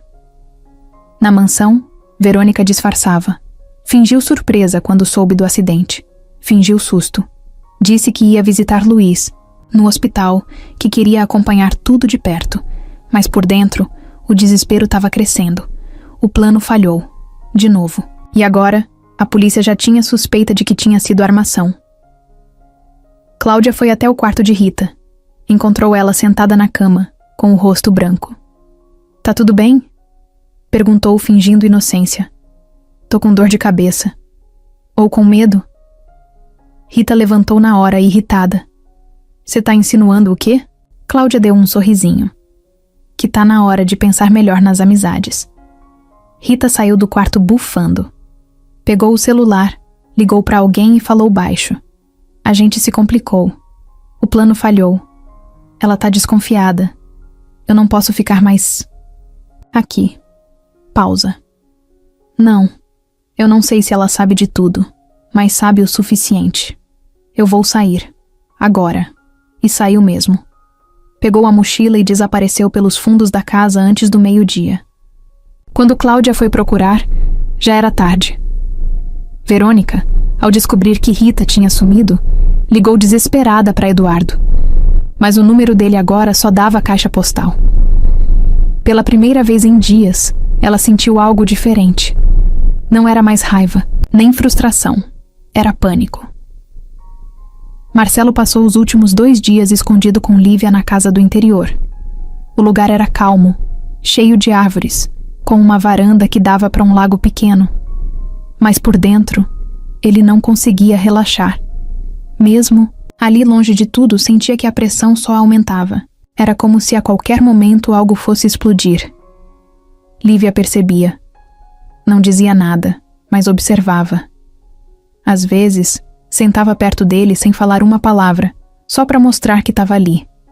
E isso, sem ela saber, ajudava mais do que qualquer outra coisa. Naquela manhã, enquanto tomava café e olhava o celular, Marcelo recebeu uma mensagem do advogado. Precisamos conversar. Urgente. Descobrimos uma movimentação no nome da Verônica. Tem ligação com a empresa do Eduardo. Ele respondeu com um simples ok e desligou o celular. Não contou nada para Lívia. Disse apenas que ia até São Paulo no fim do dia, que precisava pegar um documento importante. Ela quis ir junto, mas ele pediu para ela ficar. Disse que era mais seguro assim. No começo da noite, Marcelo pegou o carro e dirigiu por quase 2 horas até a mansão. Chegou sem fazer barulho, sem ligar luz alguma. Entrou pela garagem lateral como costumava fazer antes. Não havia mais funcionários ali. Depois da confusão com Rita e da fuga de Verônica para um hotel no litoral, ele tinha mandado suspender tudo. A casa estava vazia. Ele subiu direto para o escritório, onde tinha passado anos cuidando dos negócios. Sentou na velha cadeira de couro e ficou alguns minutos em silêncio, só olhando em volta. Tudo ali parecia igual, mas a sensação era outra. Aquele lugar agora tinha cheiro de traição. Foi até a estante e puxou o 3º livro da 2ª prateleira. Uma mania antiga que só ele e Verônica conheciam. Atrás dos livros Havia um botão escondido. Ao apertar, o painel lateral do armário se abriu devagar, revelando um cofre pequeno, embutido na parede. Marcelo digitou a senha, as mãos um pouco trêmulas. O cofre se abriu com um clique. Dentro, havia 2 pastas, um pendrive antigo e uma pequena caixa preta. Ele puxou tudo, colocou sobre a mesa e começou a vasculhar com calma. A primeira pasta tinha documentos da empresa, contratos assinados, cópias de reuniões. Nada fora do comum. Mas a segunda chamou atenção. Dentro dela havia papéis com letras diferentes, anotações à mão, recibos de transferências, e o nome de Eduardo aparecia várias vezes. Mas o que mais chamou atenção foi um contrato de prestação de serviço, assinado por Verônica e uma empresa de fachada que ele nunca tinha ouvido falar. A tal empresa usava o mesmo CNPJ que a firma de Eduardo, só que com outro nome. Marcelo folheou cada página com cuidado e quando viu a assinatura dela no final do documento, sentiu um nó no estômago. Não era mais suposição. Estava ali no papel. Ela tinha feito movimentações financeiras escondidas. Usou o nome dele. Usou o dinheiro da empresa. E tinha ligações diretas com o homem que tentou matar ele. Marcelo colocou os papéis de lado e pegou o pendrive. Encaixou no computador e esperou carregar. Dentro, só um arquivo de vídeo. Nome. Gravação 10:05. Ele deu play. A imagem era de dentro da própria casa, a sala principal. Marcelo apareceu entrando, parecendo cansado. Isso era antes do desaparecimento. Do outro lado da imagem, aparecia Verônica, de pé, ao lado de Eduardo. Eles discutiam. A câmera não pegava tudo, mas o áudio estava claro o suficiente. Ele não vai entregar o cargo, Verônica, dizia Eduardo. E enquanto ele tiver controle, você não tem nada. A gente já conversou sobre isso. Ela respondeu nervosa. Vai ser rápido. Eu só preciso que ele suma por uns dias. Depois a gente assume. Divide tudo. Isso não é sumir. Isso é matar. Então mata, ué. Marcelo pausou o vídeo. Ficou olhando para a tela por um tempo, sem conseguir se mexer. Ouvir aquilo da boca dela era como tomar outro golpe. Só que, dessa vez, em pé. Ele passou as mãos no rosto, respirou fundo e deu play de novo. Você acha que ele nunca vai descobrir? Eduardo pergunta. Se ele descobrir, já vai ser tarde. Marcelo fecha o arquivo, puxa o pendrive e guarda no bolso da camisa. Treme um pouco. Tá com raiva, nojo, mas também alívio. Finalmente a verdade tá ali. Finalmente ele tem a arma que precisa. Antes de sair, pega uma nova pasta, coloca os papéis dentro, tranca tudo no cofre de novo e fecha o painel da estante. Desce até a garagem devagar, atento a cada canto. O clima na casa mudou. O silêncio agora parece mais pesado. Como se a casa soubesse do que aconteceu ali dentro. No caminho de volta, Marcelo liga pro advogado. Consegue um juiz de plantão? Por quê? Porque eu tenho a prova que vai acabar com tudo isso. A noite estava quente, abafada, sem vento nenhum. Marcelo encostou o carro do outro lado da rua do restaurante, num canto escuro, e ficou olhando a fachada iluminada.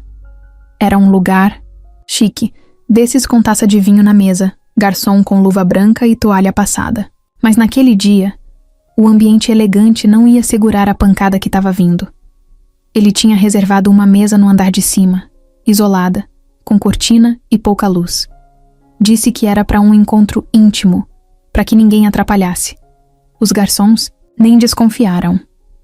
Quando Verônica chegou, estava impecável. Vestido justo, salto alto, maquiagem leve, sorriso treinado no espelho. Parecia pronta para seduzir, como se ainda pudesse controlar a situação. Marcelo levantou, beijou o rosto dela e disse com calma. Que bom que veio, ela sorriu. Claro, a gente precisa conversar, né? Sentaram. O garçom trouxe água. Marcelo dispensou o cardápio. Verônica ficou mexendo na taça impaciente. Você sumiu. A casa ficou um caos. Funcionários pedindo demissão, advogados ligando sem parar. E eu ali, sozinha, tendo que resolver tudo. Sozinha? Marcelo perguntou, encarando ela direto nos olhos. Ela travou por um segundo. Você sabe o que eu quis dizer? Sei, sim. Ele encostou as costas na cadeira, cruzou os braços e soltou um suspiro longo. Verônica, você lembra do cofre? Do escritório? Ela piscou, surpresa. O quê? Aquele cofre pequeno atrás da estante, onde eu guardava os documentos que ninguém podia mexer. Ela se ajeitou na cadeira desconfortável. Claro. Você nunca me deu a senha daquilo. Pois, e ainda bem. Verônica tentou disfarçar o susto, mas a mão que segurava a taça começou a tremer.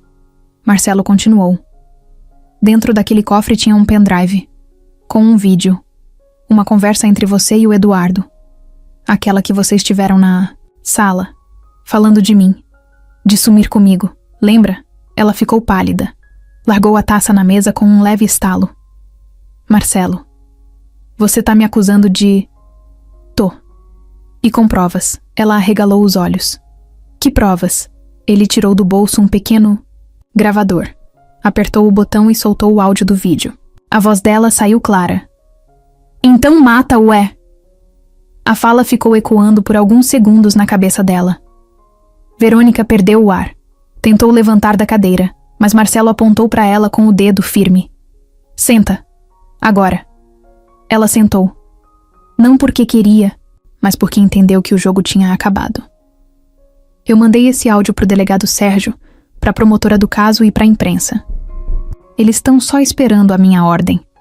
Mas antes disso, eu queria olhar na sua cara e ouvir da sua boca. Por quê? Ela ficou em silêncio. Olhou pro chão. Depois levantou o rosto e pela primeira vez falou sem fingimento. Porque eu cansei. De quê? De viver à sombra, de fingir que era feliz ao seu lado, de esperar você me notar, de ver você se preocupando com dinheiro, empresa, funcionário. Tudo, menos comigo. Marcelo deu uma risada curta. Então você decidiu me matar? Eu não ia fazer nada, foi ideia dele, do Eduardo. Eu deixei acontecer. Você ajudou a planejar. Você sabia. Você estava dentro. Ela passou a mão no cabelo, já suando, a maquiagem começando a borrar nos cantos dos olhos. E agora? Você vai me denunciar? Vai me jogar na cadeia? Não. Quem vai fazer isso é a polícia. E sabe por quê? Porque você merece. Nessa hora, a porta da sala se abriu. 2 policiais à paisana entraram acompanhados de Sérgio. Verônica levantou tão rápido que a cadeira caiu para trás. Tentou correr, mas não tinha para onde ir. Sérgio deu um passo à frente e mostrou o mandado. Verônica Soares Andrade, você está presa por tentativa de homicídio, associação criminosa e fraude documental. Tudo o que disser agora pode ser usado contra você. Ela gritou. Marcelo, você armou para mim? Eu só devolvi o favor. Sérgio algemou Verônica.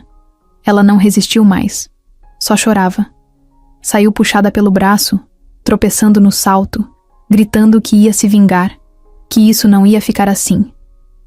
Marcelo ficou ali, sentado, olhando a cadeira caída do outro lado da mesa. Pegou o gravador, guardou no bolso e soltou um suspiro pesado. A tensão do corpo começou a sair aos poucos. Pela primeira vez desde o dia em que acordou naquele chão frio e amarrado, ele sentiu que estava recuperando o controle. Mas ele sabia que ainda não tinha terminado. Eduardo ainda estava solto. Era madrugada quando Marcelo chegou de volta na casa, do interior. O rosto estava cansado, mas o olhar firme. Tinha feito o que precisava ser feito. Verônica estava presa, a polícia já sabia de tudo, e as provas estavam nas mãos certas. Mas por dentro, ele sabia que ainda faltava uma peça. Eduardo. O cara que arquitetou tudo. O único que ainda estava solto. Lívia acordou com o barulho da porta. Veio até a sala com os pés descalços, o cobertor arrastando no chão. Foi você que voltou? Fui, sim. Volta a dormir, tá tudo bem. Ela foi presa? Marcelo olhou para ela sem mentir. Foi. E ele? Ainda não. Lívia não disse mais nada. Só voltou pro quarto e fechou a porta devagar. Marcelo ficou sentado na poltrona da sala até o sol nascer. Não pregou o olho. Não podia. Sentia que Eduardo não ia desistir tão fácil. Sabia que o tipo de gente que planeja a morte de alguém não aceita perder. E se ele tivesse mesmo desesperado, podia fazer qualquer coisa. E fez. Na tarde seguinte, enquanto Marcelo saía para resolver os últimos detalhes com o advogado, alguém apareceu na frente da casa. Era um homem alto, encapuzado, com um celular na mão e um pacote pequeno debaixo do braço. Tocou a campainha, esperou, e quando viu que ninguém abriu, foi direto até o portão lateral, onde o cadeado tinha sido trocado dias antes, mas agora estava pendurado de qualquer jeito. Com uma chave falsa no bolso, abriu em segundos. A câmera de segurança pegou a imagem, mas como o sinal de internet era fraco naquela área, o vídeo só começou a carregar tempo depois. Dentro da casa, Lívia estava sozinha. Tinha acabado de sair do banho com os cabelos ainda molhados, quando ouviu um barulho vindo da cozinha. Achou que Marcelo tinha voltado mais cedo, mas quando se aproximou, sentiu o corpo arrepiar. O som do chão rangendo, um cheiro estranho no ar, e a sensação de que não era o Marcelo. Correu para o quarto e trancou a porta. Pegou o celular e ligou. Marcelo, tem alguém aqui? O quê? Tem um homem. Entrou pela lateral. Eu tô no quarto. Marcelo desligou o telefone sem responder. Estava a 15 minutos dali. Dirigiu com o carro no limite. Quase voou pelas curvas da estrada de terra. Enquanto isso, na casa, Lívia empurrou uma cômoda contra a porta. Pegou a tesoura da mochila, se escondeu no canto e tentou não respirar alto. Do lado de fora do quarto, passos lentos. O som da madeira do piso. Uma voz grossa, baixa. Eu sei que você tá aí. Eduardo. Ele tentou abrir a porta. Trancada. Forçou mais uma vez. Nada. Foi até a cozinha, pegou uma faca e voltou. Começou a bater com a lateral da lâmina na madeira. Não adianta se esconder. Garota, eu não vim por você.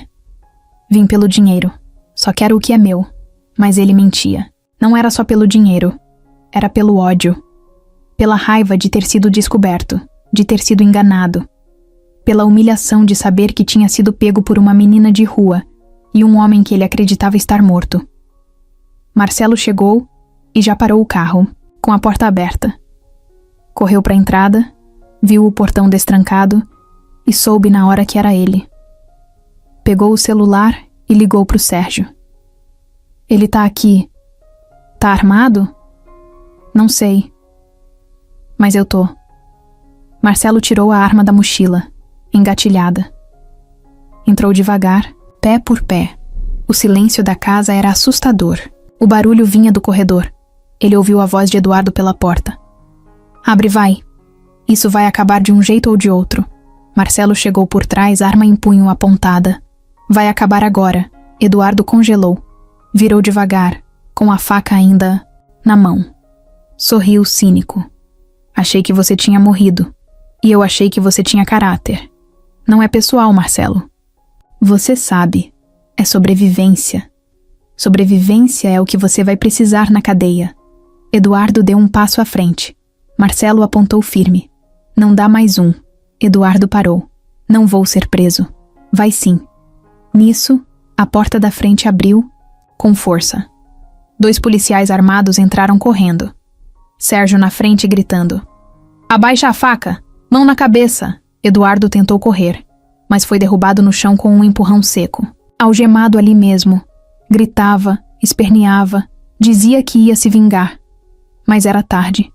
Marcelo correu até o quarto de Lívia. Bateu na porta. Sou eu. Ela abriu devagar, olhos arregalados, ainda com a tesoura na mão. Quando viu o rosto dele, pulou no abraço sem pensar. Ele segurou firme, como se não fosse soltar nunca mais. Na sala, Eduardo era levado para a viatura. Marcelo olhou pela janela e viu o homem sendo empurrado para dentro do carro. Aquele era o fim de uma parte da história. Mas ainda tinha muito para consertar e recomeçar. No dia seguinte à prisão de Eduardo, o sol apareceu mais forte do que o normal. O céu estava limpo, o ar ainda tinha cheiro de mato.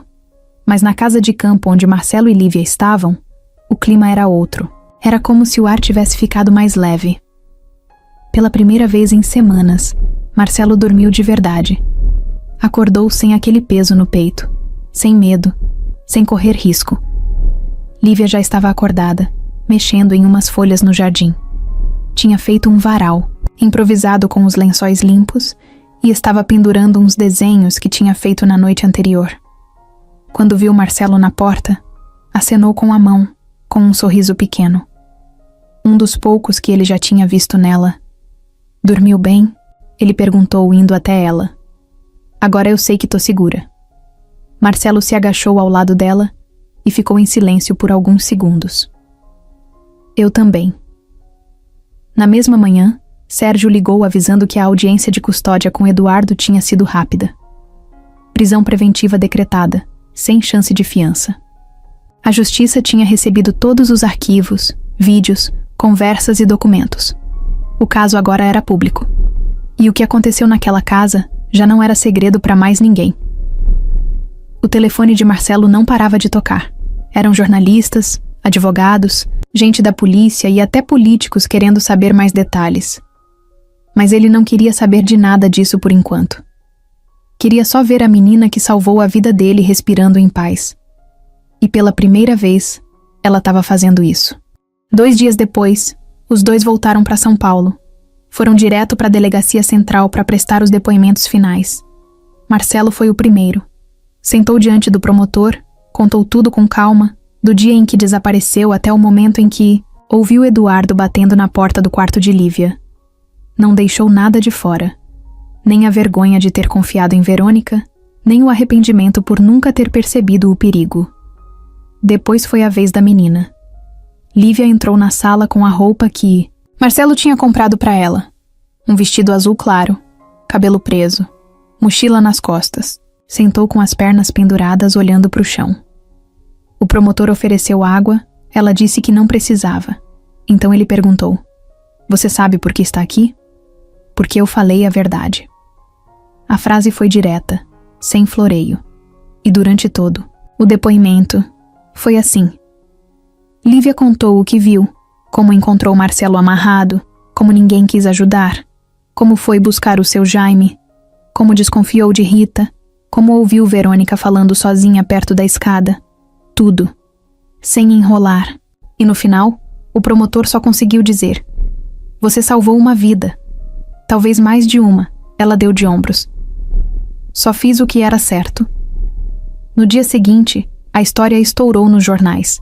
Manchete nos sites, matéria nos telejornais, gente na frente da delegacia.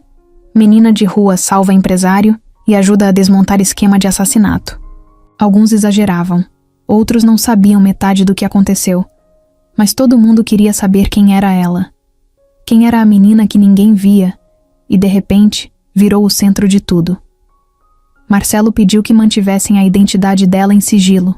Disse que ela era menor, que não queria exposição, que precisava de proteção. O juiz acatou, e a partir dali, Lívia passou a ter um nome nos papéis. Um nome completo. Marcelo entrou com o pedido de guarda provisória. Quando ele entregou os documentos para ela assinar com a digital, Lívia ficou olhando sem entender. "Isso quer dizer que agora eu sou sua filha?" Marcelo sorriu.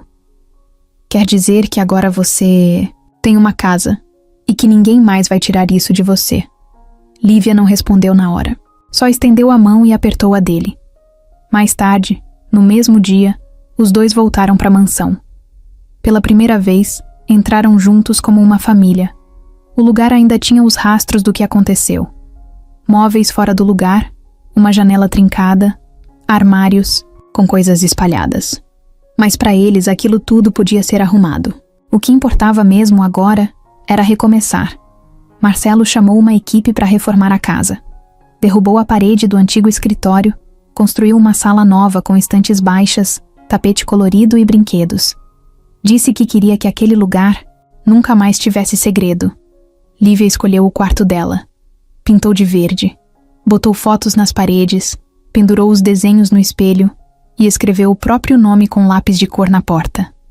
Lívia. Aqui é minha casa. Naquela noite, Marcelo fez jantar. Ele mesmo. Macarrão simples, molho de tomate, queijo por cima. Comeram na cozinha, de chinelo, sem ninguém por perto. Riram pela primeira vez. Riram de verdade. Do lado de fora, o portão. Estava trancado. Mas pela primeira vez, não era por medo. Era só porque, enfim, estavam em paz. Era sábado.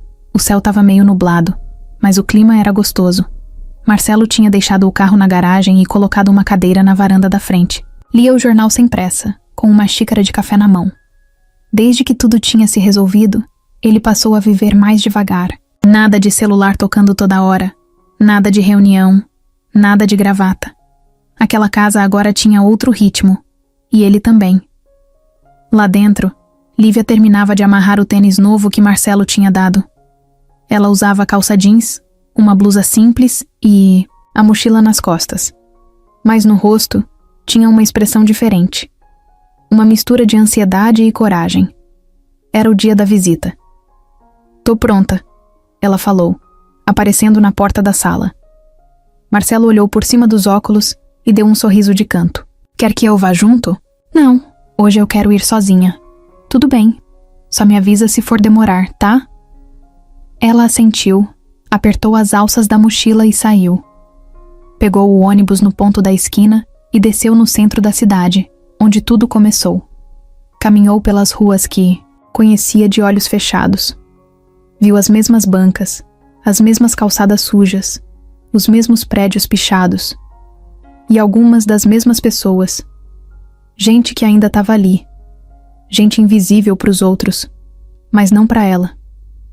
No beco perto do terminal, encontrou Dandara, uma menina de 10 anos que dormia numa barraca improvisada com saco de lixo e cobertor rasgado. Lívia se abaixou, puxou a barraca devagar e sorriu. "Ei, lembra de mim?" Dandara arregalou os olhos. "Lívia? Sou eu. Achei que você tinha morrido. Quase, mas não morri não." A menina pulou do canto onde estava sentada e abraçou Lívia com força. Ficaram ali um tempinho, sem dizer nada. Depois sentaram no chão, lado a lado, com o movimento da rua passando atrás delas. Dandara olhou para a roupa nova da amiga, pro tênis limpo, pro jeito mais forte de falar. "Cê tá diferente." "É, minha vida virou de cabeça para baixo." "E você tá morando onde agora?" Lívia respirou fundo antes de responder. "Numa casa grande, com um homem que eu salvei. Ele me ajudou depois. Agora eu tenho quarto, comida, até escola se eu quiser." "E você quer?" "Não sei ainda, mas acho que sim." Ficaram em silêncio de novo.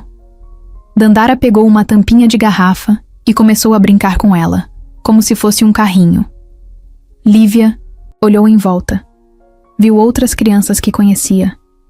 Um menino de camiseta rasgada dormindo na calçada. Uma garota mais velha vendendo balinha no farol. Um molequinho catando comida no lixo. E aí sentiu aquilo de novo. Aquela coisa no peito. A vontade de fazer algo, de mudar alguma coisa. Voltou para casa no fim da tarde. Marcelo estava sentado na sala assistindo TV, mas nem prestando atenção. Quando ela entrou, ele desligou. "Como foi?" Lívia tirou a mochila das costas e se sentou no sofá. "Foi forte. Quer falar sobre isso?" "Quero sim. Mas antes, preciso te pedir uma coisa." "Fala." "Eu quero ajudar as crianças da rua. Não sei como ainda, mas sei que quero. Quero fazer por eles o que você fez por mim. Dar abrigo, comida, uma chance." "Ninguém olha para eles, Marcelo." "Eu olhava porque eu era uma deles." Marcelo ficou em silêncio por uns segundos. Pegou o controle, abaixou o volume da TV e olhou para ela como quem olha para algo raro. "E você quer fazer isso agora?" "Quero, mesmo sem saber por onde começar. Então a gente começa junto." Ela sorriu. Naquela semana, Marcelo ligou para um amigo da época dos negócios. Um cara que tinha contato com uma ONG e com gente que trabalhava com projetos sociais. Em poucos dias, conseguiram marcar uma reunião com uma equipe que ajudava a montar casas de acolhimento para menores em situação de rua. Lívia foi junto. Sentou na mesa com adultos engravatados, ouviu tudo, Fez perguntas, deu ideias, e quando perguntaram o nome do projeto, ela respondeu sem pensar. Quero chamar de Casa da Coragem. Todo mundo gostou. Nas semanas seguintes, Lívia se envolveu em tudo. Escolheu a casa que seria reformada, ajudou na escolha das cores, desenhou o logo com canetinha e pediu que colocassem um mural bem grande no corredor de entrada, para cada criança colocar seu nome. Sem sobrenome. Só o nome que quisesse ser chamado. Marcelo ficou ao lado dela o tempo inteiro. Às vezes só observando. Às vezes segurando a escada para ela pendurar algo na parede. Mas sempre ali. No dia da inauguração, tinha bolo, balão e risada. Dandara foi a primeira a chegar. Depois vieram outros. Alguns desconfiados, outros sorrindo de orelha a orelha. E quando perguntaram quem era a responsável por tudo aquilo, Marcelo apontou para Lívia. Foi ideia dela. Ela ficou vermelha, mas, dessa vez, não abaixou a cabeça. No fundo da sala, na parede do mural, ela pegou uma caneta preta e escreveu devagar. Aqui começa outra história. Fazia 2 semanas que a Casa da Coragem tinha sido inaugurada. O espaço estava ganhando vida de verdade. Crianças desenhando nas paredes, correndo no pátio, brincando de pique no corredor e até ajudando a montar as hortas no fundo do quintal. Marcelo ia todo dia, mesmo que fosse só para olhar de longe. Era o lugar onde ele se sentia útil de novo, onde via sentido nas coisas. Lívia estava cada vez mais firme. Aquele brilho nos olhos, que tinha sumido por tanto tempo, agora aparecia toda vez que ela falava do projeto. Toda vez que pegava alguém pela mão e mostrava onde ia ser o quarto, onde ficava o banheiro, onde eles podiam guardar seus brinquedos. Ela era pequena, mas ali dentro já era uma gigante. Numa manhã qualquer, enquanto arrumavam umas caixas com roupas doadas, Marcelo recebeu uma ligação do advogado. Ele atendeu meio distraído, achando que era só mais um detalhe sobre os papéis. Da guarda da Lívia. Marcelo, a gente achou uma coisa estranha nos arquivos da empresa da Verônica. Estranha como? Uma lista. Uma lista de transferências antigas, de anos atrás. Todas para a mesma conta. Mas em nomes diferentes. Nomes de gente que... Bom, que já morreu. Marcelo parou de mexer na caixa. Como assim? Pessoas que sofreram acidentes.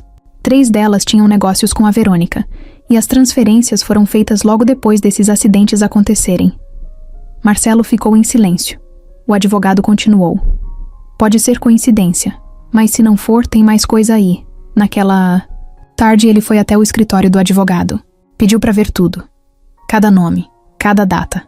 Pegou uma folha e começou a anotar. Quando viu o 3º nome na lista, o sangue gelou. Paulo Martins. Era o antigo sócio dele. O cara que saiu da empresa dizendo que ia morar fora e que tinha morrido, num acidente de moto poucos meses depois. Marcelo nunca engoliu aquilo direito. Sempre achou que tinha algo estranho. Agora, vendo que tinha uma transferência no nome de Paulo para uma conta que mais tarde virou de um laranja ligado a Eduardo, tudo começou a fazer sentido. Ela já fazia isso antes. Marcelo murmurou. Provavelmente, com a ajuda dele.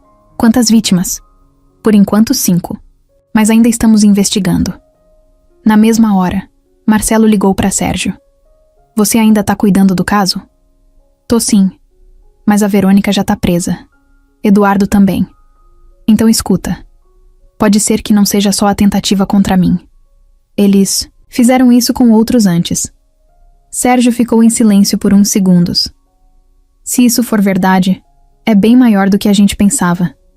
Marcelo voltou para casa naquela noite sem dizer uma palavra para Lívia, mas ela percebeu na hora que alguma coisa tinha mudado. Aconteceu algo? Aconteceu. E é ruim? É pior do que a gente imaginava. Ela não insistiu. Só sentou do lado dele no sofá, como fazia desde o início, e ficou ali. Silenciosa, presente. Sabia que Marcelo ia falar na hora certa. 2 dias depois, a polícia abriu um novo inquérito. Agora o caso envolvia não só tentativa de homicídio, mas também suspeita de participação em uma rede de crimes financeiros e mortes. Suspeitas envolvendo empresários e sócios ligados a Verônica e Eduardo. A mídia caiu em cima. manchetes em letras garrafais. Caso Marcelo Andrade ganha nova reviravolta, polícia investiga série de mortes ligadas à esposa do empresário. A Casa da Coragem virou ponto de referência. Repórteres queriam entrevistar Marcelo, filmar o lugar, falar com a menina que mudou tudo. Mas ele sempre respondia do mesmo jeito. Essa história só começou por causa dela. Se quiserem falar com alguém, falem com a Lívia. Ela odiava a câmera, mas aceitava falar de um jeito direto. Contava o que fez, como encontrou Marcelo, como correu pela cidade pedindo ajuda. Nunca se colocava como heroína. Só dizia, eu só não virei as costas. Numa dessas entrevistas, um repórter perguntou o que ela achava de tudo ter acabado. Ela olhou sério. Não acabou. A verdade não dorme. Ela só espera a hora certa de acordar. No mês seguinte, a justiça deu início ao julgamento do caso principal. Verônica seria julgada por tentativa de homicídio, fraude e envolvimento com Eduardo em esquema criminoso. Eduardo responderia também pelas outras mortes, se a polícia conseguisse provar. Marcelo foi convocado a depor. Lívia também. NOI. Tribunal, de terno escuro, Marcelo falou tudo o que viveu. Do momento em que acordou amarrado no chão, até a noite em que encarou a mulher que quase matou ele com um sorriso no rosto. E quando perguntaram o que mais o marcou, ele apontou para Lívia, sentada no banco das testemunhas, e disse: o que mais me marcou foi ser salvo por alguém que o mundo inteiro ignorava. Lívia foi a última a depor. Entrou na sala de cabeça, erguida. Olhou diretamente para Verônica, que fingia estar cansada, abatida. E contou tudo, do jeito dela. Sem gaguejar, sem medo. Como sempre. O silêncio na sala era total. Quando ela terminou, até o juiz baixou os olhos por um instante. Do lado de fora do tribunal, Marcelo e Lívia saíram de mãos dadas. A multidão olhava, comentava, tirava foto, mas eles só queriam ir para casa. No banco de trás do carro, ela encostou a cabeça no vidro e sussurrou: agora sim. Acho que acabou.